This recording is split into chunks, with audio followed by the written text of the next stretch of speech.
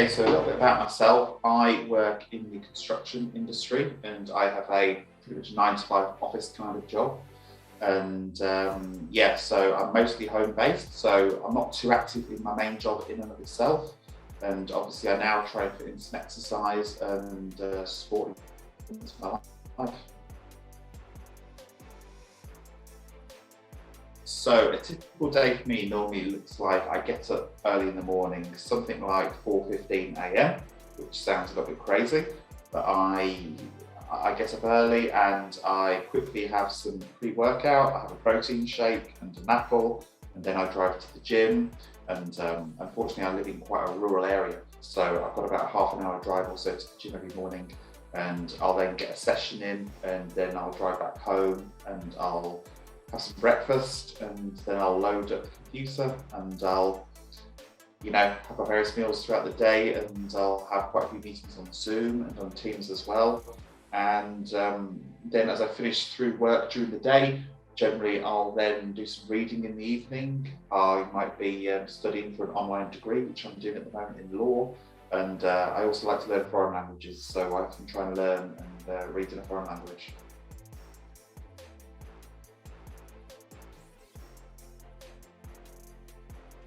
So the real wake-up moment for me that enabled me to start my fitness transformation was I had a couple of health issues really, and I ended up going to see my doctor, and I had a blood test, and I was told I was in that pre-diabetic phase. So I didn't have full-on diabetes, but I was told on the current trajectory that you're on, you will develop diabetes unless you make some drastic changes to your life. So it was basically a wake-up call to get my stuff together. And yeah, following that, I went on my own journey, and here I am.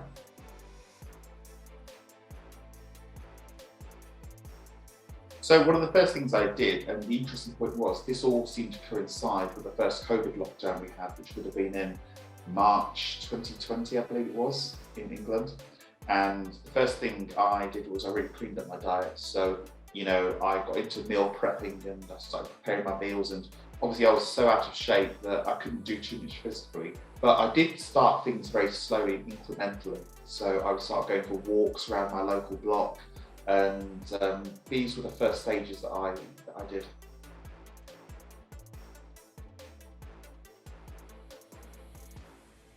Sure, so I lost in the region of about 150 pounds or 70 kilograms. And yeah, that was over a period, I would say most of that, 85% of that was in about a year and a half or something. And then the last 15% I sort of tailed up a little bit. So I had quite a steep trajectory, and then I sort of tailed up a little bit towards the end as I, really got sliced and defined. So the final 15% I would say was perhaps about another year afterwards.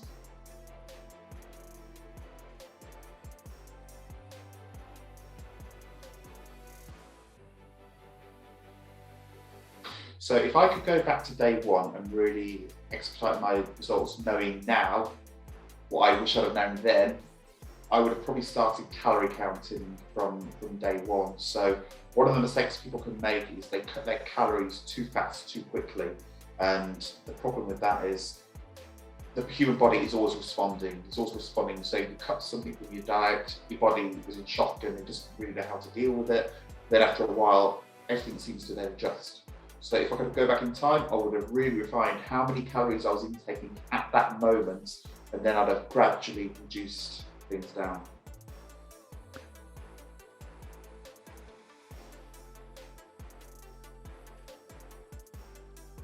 So my approach in terms of macros and diet is that every meal should have protein with it. I would say if there's one macronutrient to be really conscious of, it's the protein content. So I believe, generally speaking, if somebody has around, a gram, between a gram and a gram and a half of protein per pound of body weight every day, and fats generally between 0.3 and 0.5 grams of per pound of body weight every day.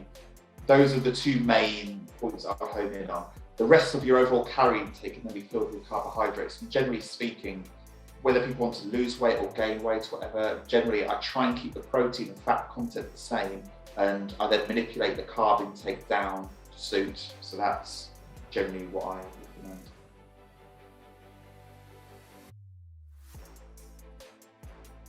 So for me, the first couple of months when I finally decided to really get my stuff together and really decided to try and make a change was, for sure, going for a walk.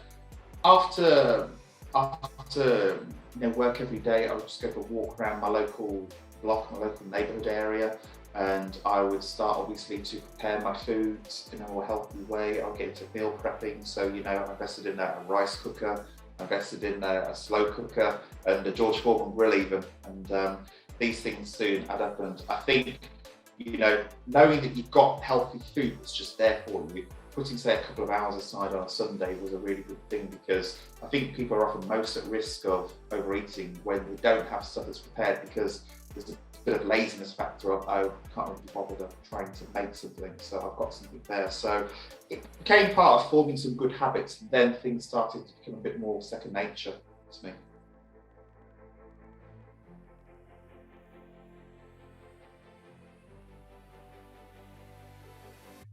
So if I was to advise people on how to structure their lives, people who lead very busy lives, I would say they need to have a top-down look at their own calendars, and they need to understand on a daily basis, on a weekly basis, where those time pockets exist. And that could be different for different people. So it may be, for instance, some people work at home, maybe they have children as well, and the children can sometimes get in the way of prioritising things, but maybe they go to school at a certain time, and maybe, for example, there's some time pockets people identify throughout the day. And there's a misconception that you have to be in a gym. You don't have to be in a gym per se. And in fact, of my weight loss journey myself, I lost, as I said, more than 150 pounds. But I lost about 40 pounds of that just when I was at home, because we had the first lockdown, we came out of it, and then we had an intermediary lockdown as well. So there are more options than people perhaps think.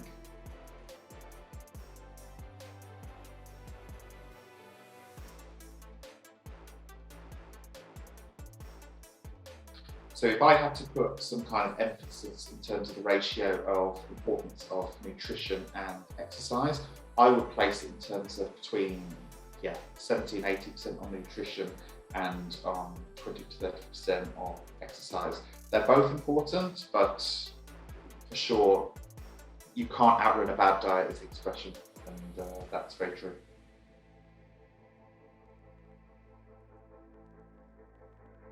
So some of my favourite exercises would be compound multi-joint type exercises, such as the squats, such as the bench presses, etc., bent over rows. The reason for that is because the multi-joint exercises, they use more muscle fibres in your own body. So you're moving more of your body, and in turn you burn more calories, as opposed to single joint isolation exercises like a bicep curl, which okay, everyone wants big biceps, but the reality is bicep curl, you're only moving one part of your body. If you do a squat, you're moving your legs, you're moving your torso, and etc., etc. So the compound free weight exercises, I'm more of a fan of the free weights rather than the machines as a general rule. A least favourite exercise for me would probably be the pull-up, just because they're so hard. So obviously there are things you can do to make those easier for yourselves. Like I often use resistance bands for those, but if I had to pick one, that would be one.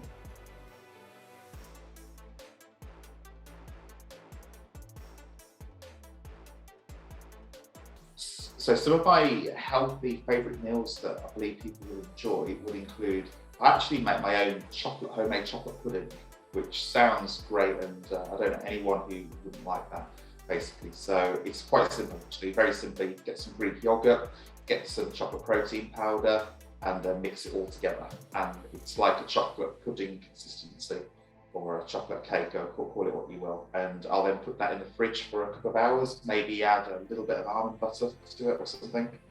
And I usually have that at least once a day. So that's one. And also I love to batch cook porridge or oatmeal, I think they're called in the States, in a slow cooker, mix in some berries, mix in some fruit. And for some reason, vanilla flavoured protein powder always works better with oatmeal and porridge. So I don't know why, but it just does.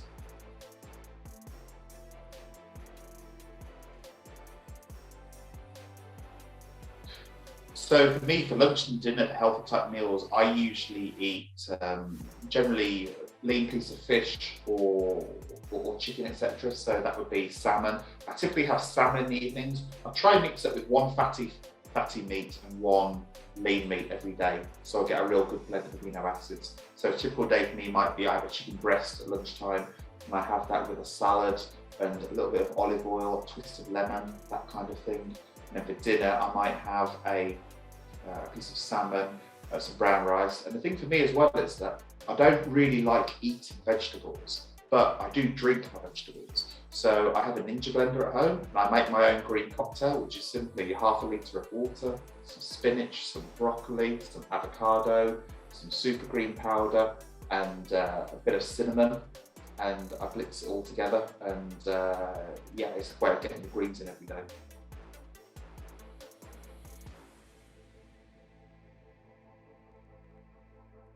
So in terms of supplements I take and what I would recommend for people, I would generally say to everyone to have a multivitamin every day. It's just like a bit of an insurance policy to make sure that you're hitting all the key nutrients. Also, I would invest in a good pre-workout formula that contains some creatine and some branched chain amino acids. Also, I even actually use some sweets, some candy sweets. After I exercise, your body needs some fast sugars, so there's nothing better than things like some Haribos, Pixie Sticks, that kind of thing, in moderation, of course. Other supplements I recommend, fish oils. Fish oil supplements for sure, for the healthy omegas. That would be for the most part. And also a zinc and magnesium supplement before you go to sleep, because your sleep is so important and so interlinked to your body recovery.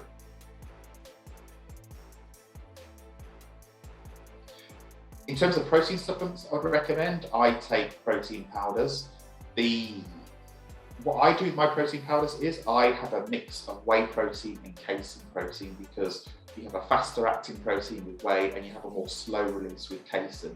But the blend of the two of them together seems to be really good at elevating muscle protein synthesis. So I would, if people are struggling to hit their protein goals, then a protein shake with a meal definitely works. I would just add that there are studies out there that have shown that if you do have protein shakes, you are always better off having a protein shake with real food, and your body then absorbs the nutrients in a much more efficient way.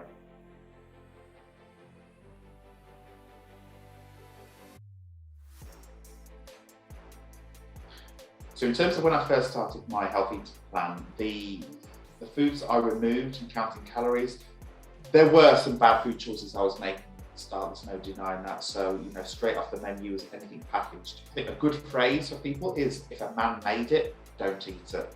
So for example, if you see something in a package somewhere like a Kit Kat or something, or some M&Ms, or if you, you see something that looks like it's been processed in a factory somewhere, it's a good shout to not have it. So those went straight away. And I only really started calorie counting much later on, because I made so much rapid progress to start off with.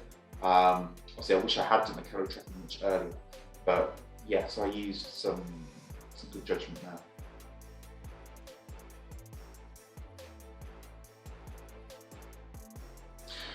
So in terms of my calorie intake, because I was quite high previously, I was probably around 4,000 calories a day, something like that, and I was going for around 500 calorie deficit a week, trying to get about a pound weight loss a week. So, and if I could advise any of the people moving forward, I would say try to lose no more than 1% of your weight every week. And that's a good rule of thumb to follow. The most important thing that I would add, just as a general rule, is any results come from consistency. So results in anything, be they good or bad, consistency. So sometimes it's not looking at every single day, but it's sometimes zooming out and seeing the results of good choices compounded over a long period of time.